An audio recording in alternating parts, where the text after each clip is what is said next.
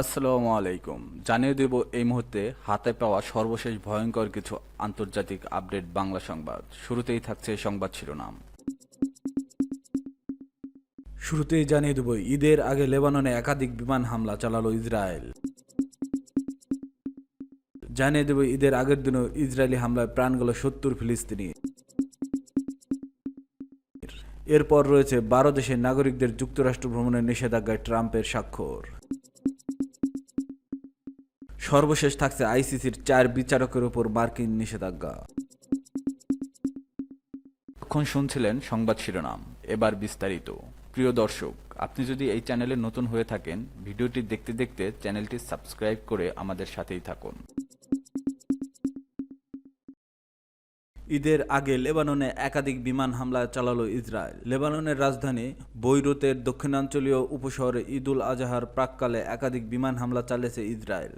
গতকাল বৃহস্পতিবার রাতে এসব হামলা চালানো হয়। ইসরায়েলের দাবি, তারা হিজবুল্লাহর ড্রোন উৎপাদন কেন্দ্র লক্ষ্য করে হামলা চালিয়েছে। হামলার আগে ওই এলাকার অবস্থিত বেশ কয়েকটি ভবন থেকে লোকজনকে সরে যেতে সতর্কবার্তা দিয়েছিল ইসরায়েল। ইসরায়েলি প্রতিরক্ষা বাহিনী জানিয়েছে, তারা হিজবুল্লাহর একটি ইউনিট শনাক্ত করেছে, যারা ভূগর্ভে হাজার হাজার ড্রোন তৈরি করছিল আর এতে অর্থায়ন করেছিল ইরানি সন্ত্রাসীরা।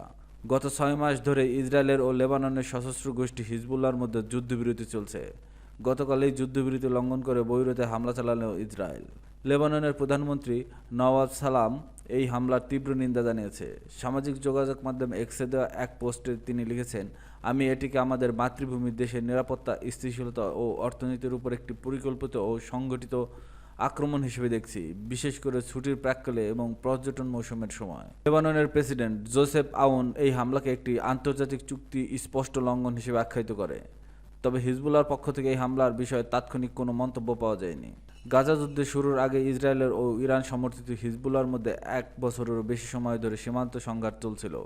এর ফলশ্রুতিতে দেশটিতে ব্যাপক বিমান হামলা এবং দক্ষিণ লেবাননের স্থল হামলা চালায় ইসরায়েল। গত বছর নভেম্বরের শেষ দিকে হিজবুল্লাহ নয়, বরং লেবাননের সঙ্গে একটি যুদ্ধবিরতির স্বাক্ষর করেছিল ইসরায়েল। চুক্তির আওতায় ইসরায়েল সেনা প্রত্যাহার করে নেয় এবং লেবাননের সেনাবাহিনী দক্ষিণ লেবাননের নিরাপত্তার দায়িত্ব নেয়।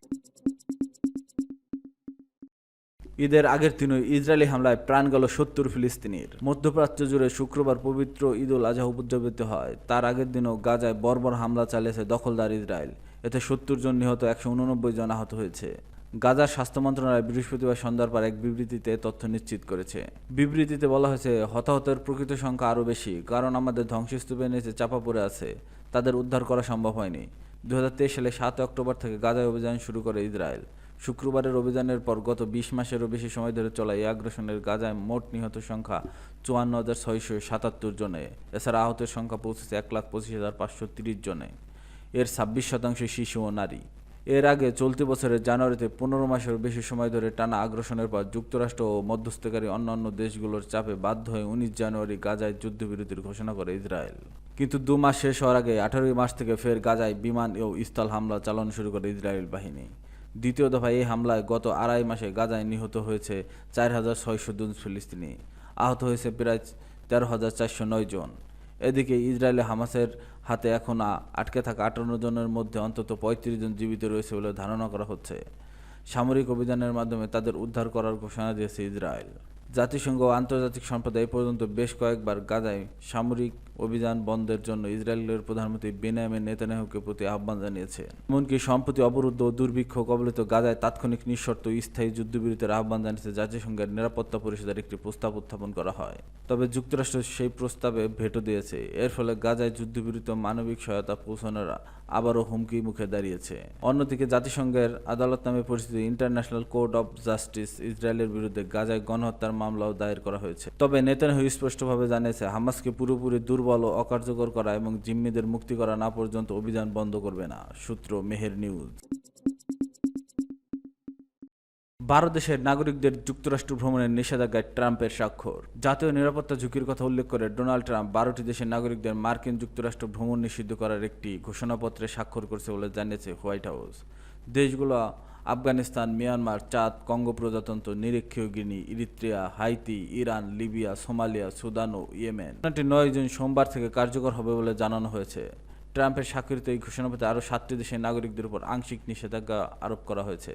দেশগুলো হলো Burundi, Cuba, Laos, Sierra Leone, Togo, Turkmenistan এবং ভেনেজুয়েলা। নিষেধাজ্ঞার এই তালিকা পুনর্বিবেচনা করা হতে পারে এবং পরিস্থিতি উন্নতি হলে তালিকা থেকে কোনো দেশকে বাদ দেওয়া হতে পারে বলেও জানিয়েছে ট্রাম্প।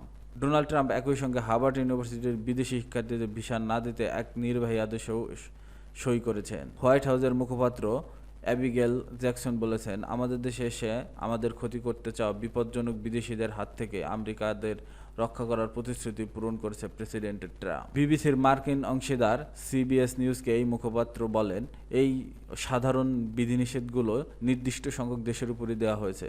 যথাযথ যাচাই বাছাইয়ের অভাব রয়েছে অথবা পরিচয় সহ নানা তথ্য সঠিকভাবে সরবরাহের ব্যর্থতা, এসব কারণের কথা উল্লেখ করেছেন তিনি।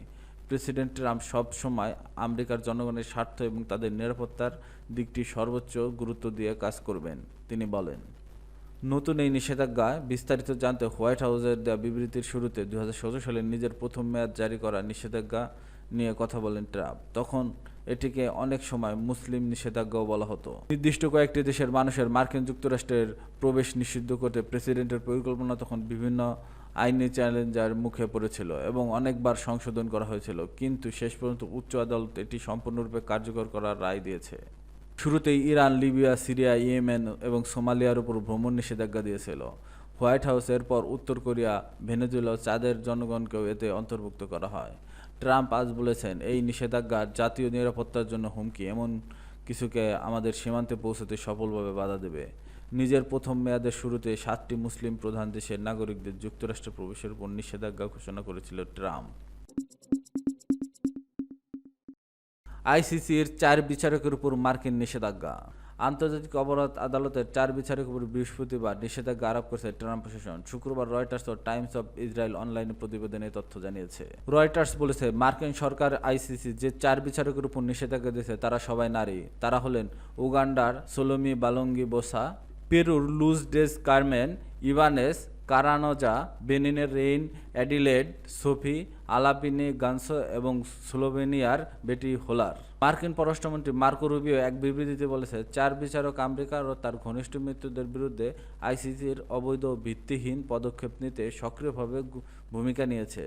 আইসিসির ভিতর রাজনীতি ঢুকে গেছে এবং যুক্তরাষ্ট্র ও মিত্র দেশের নাগরিকদের বিরুদ্ধে অনুসন্ধান অভিযুক্ত করার জন্য মিথ্যা দাবি করছে। মার্কিন রুবিও বলেন, বিপজ্জনক এই পদক্ষেপ ক্ষমতা অপব্যবহার, যুক্তরাষ্ট্র এবং ইসরায়েল সহ মিত্রদের সার্বভৌমত্ব, জাতীয় নিরাপত্তা লঙ্ঘন করছে। তবে ট্রাম্পের প্রশাসনে এমন বড় পদক্ষেপ করা সমালোচনা করেছে আইসিসি। সংস্থাটি বলেছে, এটি আন্তর্জাতিক বিচারিক প্রতিষ্ঠানের স্বাধীনতা খর্ব করার চেষ্টা। 2018 সাল থেকে আইসিসির বেঞ্চে রয়েছে বিচারক বোসা ও ইভানেস কারানোজা। তারা 2020 সালে একটি সিদ্ধান্ত দিয়েছিল, যার মধ্যে দিয়ে আফগানিস্তান যুক্তরাষ্ট্রের যুদ্ধাপরাধের একটি অভিযোগ আনুষ্ঠানিকভাবে রয়টার্সকে জানিয়েছে। যুদ্ধাপরাধের অভিযোগ জানলেও 2021 সাল থেকে আইসিসি অনুসন্ধানের বিষয়টি গুরুত্ব দেয়নি। পরবর্তীতে আফগান সরকার ও তালেবানের বিরুদ্ধে অপরাধের অভিযোগের দিক মনোযোগ দিয়েছে। আইসিসির বিচারকরা ইসরায়েলের প্রধানমন্ত্রী নেতানিয়াহু, প্রাক্তন প্রতিরক্ষা প্রধান ইয়াব গ্যালান্ট ও হামাস নেতা ইব্রাহিম আল মাসরির বিরুদ্ধে গ্রেপ্তার পরোয়ানা জারি করেছিলেন। গাজায় যুদ্ধে মানবতাবিরোধী অপরাধ ও যুদ্ধ অপরাধের অভিযোগ 2024 সালের নভেম্বরে তারা পরোয়ানা জারি করেন।